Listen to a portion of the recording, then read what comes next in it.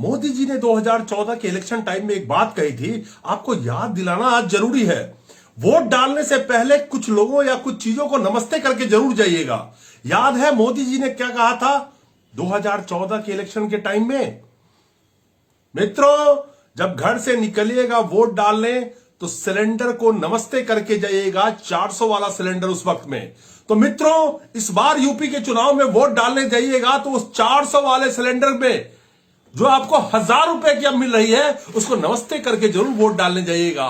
Vote डालने के रास्ते में जब पेट्रोल पंप पड़ेगा तो हर पेट्रोल पंप पे नमस्ते जरूर करके जाइएगा, क्योंकि याद है 30 रुपए पेट्रोल 30 रुपए डीजल का वादा, 100 रुपए पेट्रोल आप खरीद रहे हैं। तो मित्रों, ये मोदी जी ने कहा था पेट्रोल डीजल को भी नमस्ते करके जाइएगा। मित्रों, वोट जब डालने जाइएगा तो जब बाजार से आप गुजरेंगे तो राशन की दुकान को नमस्ते, सब्जी की दुकान को नमस्ते, उस घर में चूल्हे पे जो तेल में खाना खाते हैं ना उस तेल को भी नमस्ते करके जाइएगा।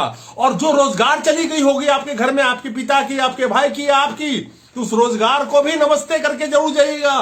मोदी जी ने कहा था कि वोट डालने से पहले इन सबको नमस्ते करना, सिलेंडर को नमस्ते, पेट्रोल डीजल को नमस्ते, अब तो बहुत सारे नमस्ते हैं। मित्रों, जब आप वोट डालने के लिए कल जाएं तो जिस शमशान घाट के सामने से गुजरे उन आत्माओं को नमस्ते यानी कि श्रद्धांजलि सर झुका के जरूर जाइएगा, जिनकी जान कोरोना में तरफ तरफ के रोड में बिना ऑक्सीजन की हो गई, जिनको ना ऑक्सीजन मिला, ना डॉक्टर मिला, ना अस्पताल मिला। तो उस शमशान घाट में एक बार नमस्ते कर लीजिएगा। हो सकता है खुदा न खास्ते, भगवान न करे, कोई आपके अपने भी जानने वाले भी उसी शमशान में सो रहे हो, जिनकी जिंदगी तरफ तरफ के खत्म हो गई हो, तो उनको भी नमस्ते करके जरूर जाइएगा। गंगा में तैरती लाशें, खासकर जब गंगा के किनारे जो भी हो, उस गंगा के किनारे से गुजरे तो उस जमीन, उस जगह को नमस्ते करके जरूर जाइएगा जहां पे लोगों की लाशें पटी पड़ी थी, जिनको कफन भी ठीक से मुहैया नहीं था, हिंदू रीति रिवाज के हिसाब से उनका अंतिम संस्कार भी उनको मुहैया नहीं हो पाया, तो उनको भी नमस्ते जरूर कीजिएगा, यानी कि श्रद्धांजलि देके जरूर जाइएगा। मित्रों, नमस्ते का दौर अभी बहुत है।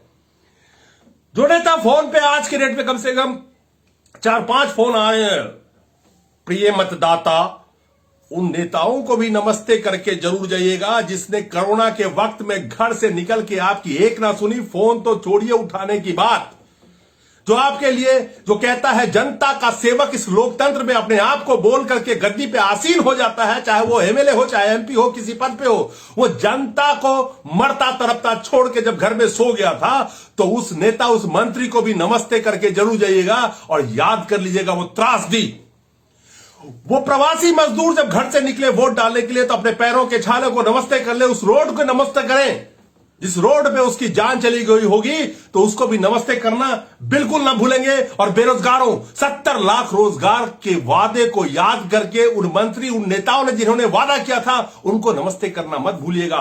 नमस्ते करना अपने उस हालात को मत भूलिएगा जब आप नौजवान हैं, बेरोजगार हैं और कितनी त्रासदी झेलनी पड़ रही है, तो अपने उस समय को भी नमस्ते कर दीजिएगा। नमस्ते करना मत भूलिएगा, क्योंकि मोदी जी कहते हैं कि आप सब चीज को नमस्ते कीजिए, तो नमस्ते मैं याद दिला रहा हूं 2014 का वो नमस्ते।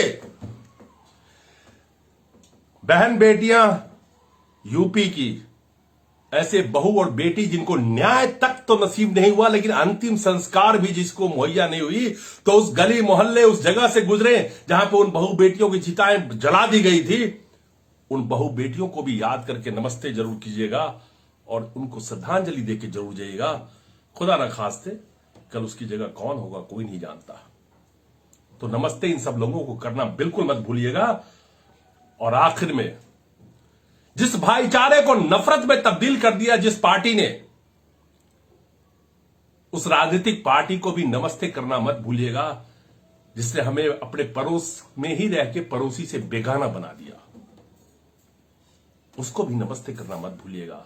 तो जाइए, वोट डालिए, सिलेंडर, राशन, गैस चूल्हा, स्वास्थ्य व्यवस्था, सबको नमस्ते कर करके घर से निकलिएगा। महंगाई, आपकी रोजगार, आपके व्यापार, प्रवासी मजदूर और बहु बेटियों की सुरक्षा का दावा करने वाला किस तरह से बहु बेटियों पे उसके साथ उन्होंने क्या क्या किया है, इसको भूल मत जाइएगा। इन सबको नमस्ते करके जरूर जाइएगा। सोचा आपको याद दिला दूं, शायद नमस्ते में कोई आपसे छूट ना जाए। नमस्ते।